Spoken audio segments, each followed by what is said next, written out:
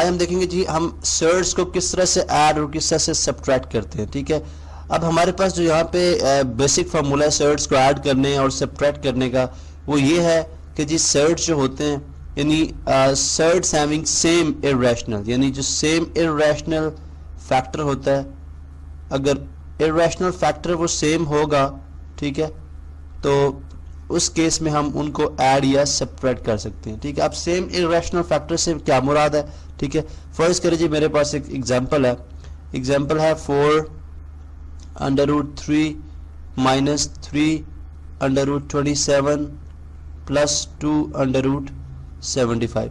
अब अगर आप देखें तो 4 अंडर रूट 3, तो ठीक है, इसमें हमारे पास बिल्कुल क्लियर है कि जो है अंडर रूट 3 जो है वो इसका इर्रेशनल फैक्टर है। ठीक है, इर्रेशनल फैक्टर है, या मैं इसको क्यू प्राइम सिंपल लिख दूंगा।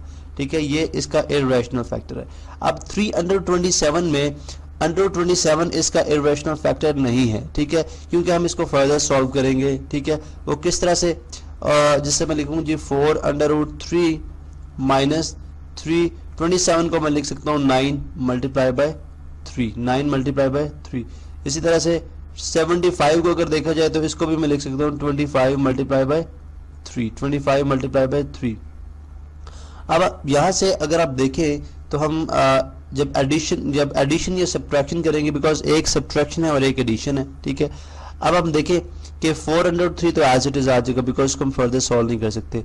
अब माइनस 3 अंडर रूट 9, अब नंबर अगर अंडर रूट में हमने पढ़ा था कि नंबर अगर अंडर रूट में जो है वो अब मल्टीप्लाई हो रहे हो तो हम उनका अलग अलग से अंडर रूट ले सकते हैं, ये प्रॉपर्टी है अंडर रूट की। ठीक है, plus 2 into under root 25 multiply by under root 3। ठीक है, अब इस केस के अंदर अगर आप देखें तो 4 अंडर रूट 3 माइनस 3 इंटू, अब यहाँ पे डॉट मैंने लगाया, अभी मल्टीप्लाई हो रहा है अंडर रूट 9 पे। अंडर रूट 9 बेसिकली क्या होता है, ये हमारे पास कितना होगा 3, बिकॉज अंडर रूट 9 को हम लिख सकते हैं under root 3 square, because 3 multiply 3 होता है, स्क्वायर अंडर रूट से कैंसिल आउट हो जाएगा और हमारे पास ये आ जाएगा 3 अंडर रूट 3।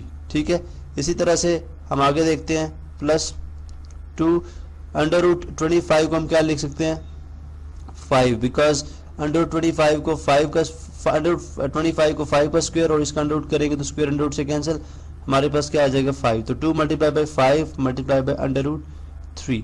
अब अगर आप इसको फर्दर सॉल्व करें तो हमारे पास जो रिजल्ट आएगा वो कुछ इस तरह से होगा जी कि 4 under root 3 minus 3 into 3 9 under root 3।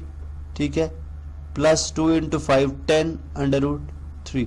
अब अगर आप देखें तो इसके अंदर हमने अंडर रूट वाला जो फैक्टर है, ठीक है, जो कि इर्रेशनल फैक्टर है, इसको हम मजीद सिंप्लीफाई नहीं कर सकते, क्यू प्राइम। ठीक है, ये भी क्यू प्राइम यानी इर्रेशनल फैक्टर है इसका, और ये भी इर्रेशनल फैक्टर है। और यहाँ पे जो इंपॉर्टेंट बात है वो ये है कि इर्रेशनल फैक्टर एक जैसा है। जैसे मैंने स्टार्ट में अगर आप देखें तो मैंने स्टार्ट में बात की जी कि addition and subtraction is possible of surds having same irrational factor. जब सेम इर्रेशनल फैक्टर होगा तो तब वो जो सर्ट्स हैं वो आपस में ऐड या सब्ट्रैक्ट हो सकते हैं। अब बज़ाहिर यहाँ पे इर्रेशनल जो इर्रेशनल फैक्टर था वो सेम नहीं था, क्योंकि नंबर जो है वो प्रोडक्ट की फॉर्म में लिखा हुआ था। हमने उसको फर्दर सॉल्व किया और देखा कि उनका जो इर्रेशनल फैक्टर है वो क्या आता है।